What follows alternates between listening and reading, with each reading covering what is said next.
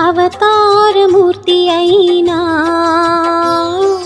అనువంతే పుడతాడు.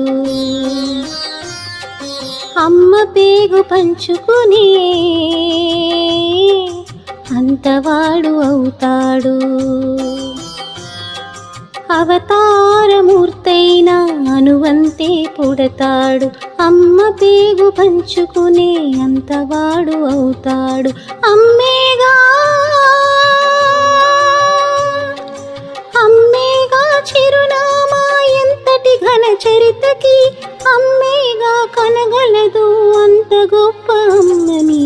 ఎవరు రాయగలరో అమ్మ అను మాట కన్న కమ్మని కావ్యం, ఎవరు పాడగలరు